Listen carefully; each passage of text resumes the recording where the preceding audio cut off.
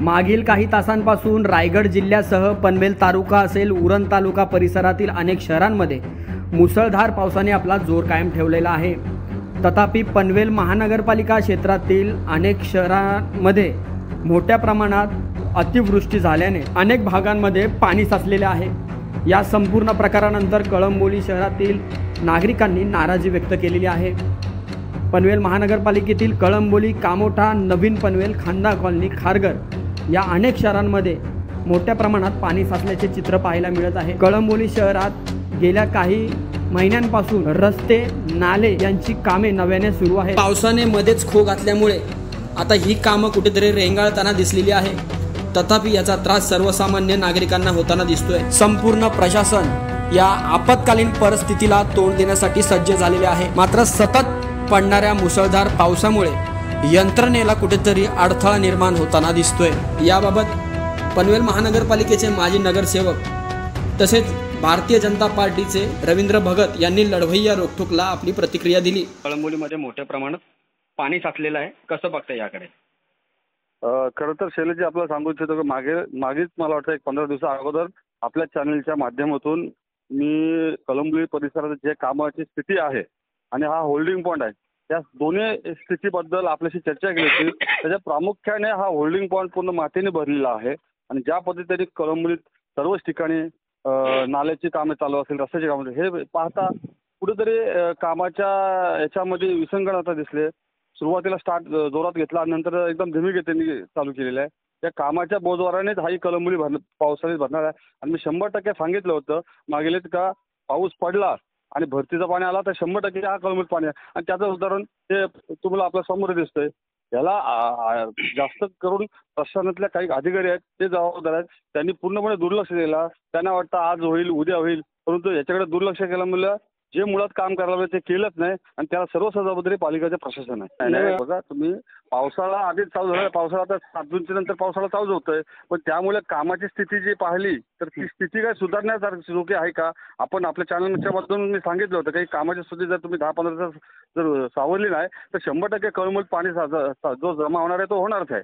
त्यातलं महत्त्वाचं holding point जो गेल्या 5-6 वर्ष झाले होल्डिंग पॉईंट हा पूर्णपणे मातीने भरलेला आहे, त्यामध्ये झाडे उगवलेत आणि पालिका प्रशासन काय याच्यावर दुर्लक्ष, म्हणजे कामाचा टेंडर काढला जातो, कशामुळे अडचण होते ते काय कळत नाही।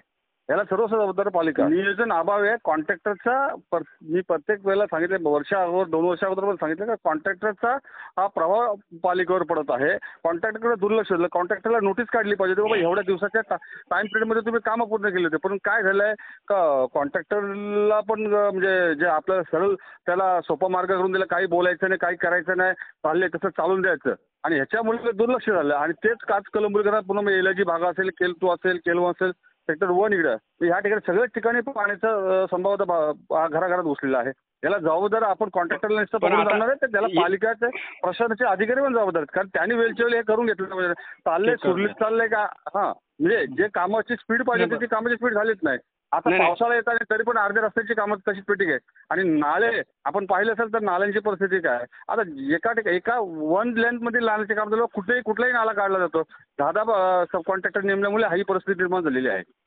नाही, पण आता जी कळंबोली भरली त्याला आता पर्याय काय? आता करणार काय? आता तुम्ही एक लोकप्रतिनिधी म्हणून तुम्ही कसं बघता याच्याकडे? बघा, आता पालिकेच्या माध्यमातून मोठा टेंडर काढलेला आहे, जवळजवळ 1 कोटी 100 कोटी काहीतरी जवळजवळ पेक्षा जास्त हा आदरणीय गणेश देशमुख साहेब त्यावर होते, त्यांनी काढला होता। परंतु हे काम चालू झालेला दिमागात पडल्यामुळे हा कळंबोलीला आता सध्या स्टार्टला त्यांनी होल्डिंग पॉईंटचा जे 2 नाले आहेत, म्हणजे जो केएलई कॉलेज तिकडे जाणारा जो नाला आहे आणि कार्मेजीकडे जाणारा नाला आहे, हे 2 नाले पूर्णपणे क्लीन केले पाहिजे। तिकडे असणारा तो गाळ, त्या म्हणजे होल्डिंग पॉईंटचा जो गाळ असतो तो गाळ साफ केला पाहिजे। काही करून त्याला त्यामध्ये गाळ काढला तर बऱ्यापैकी कळंबोलीला म्हणजे पाण्यापासून वाचवता येईल। यामध्ये पनवेल महापालिका जेव्हा नव्हती त्यावेळी पण तीच परिस्थिती होती जी आता आपण बघतोय, पाणी तुंबत तेव्हा पण होतं आणि महापालिकेच्या कामकाजामुळे पण पाणी तुंबते आपण असं म्हणतोय।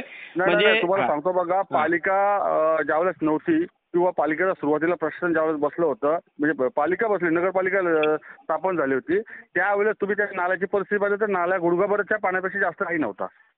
आज ती परिस्थिती काय आहे, तो होल्डिंग पॉईंटचा जो प्रकार आहे याच्यात भरपूर प्रमाणात डॅब्रिज पडलेला आहे, मातीचे ढिगारे झालेले आहेत, गवत उगवलेलं आहे आणि ते जाणारा जो पाणी आहे तो पूर्ण होत नाही. प्लस या नाल्यांची कामाची दुर्दशा जे चालू आहे, प्रत्येक ठिकाणी चौकात काही पॉकेट जे राहिलेले आहेत, म्हणजे जिथे नाला हे होतं म्हणजे काय बोलतात त्याला चाल्या निघाले तसे छोटे छोटे पॉकेट आहेत, त्याच्यामध्ये मातीचे गाळ जी पण घाण आहे ती सगळी बसली का पाणी पुढे पास होत नाही. आणि अशा टायमाला भरतीचं पाणी आला तर तो कळंबीत पाणी जाणार आहे. आणि मी वारंवार सांगितले तर तुम्ही ह्याच्याकडे कळंबीकडे दुर्लक्ष शेवटला नेहमीसारखं मी बोलतोय कळंबीवर अन्याय होतं आणि पद्धत तीच आहे. या कळंबीकडे दुर्लक्ष होण्याचं काम प्रशासन जास्त करून आणि असे कॉन्ट्रॅक्टर जर असतील तर 100% कळंबीचा जे दुःखाचे दिवस आहेत ते कधीच सुधारणार नाही.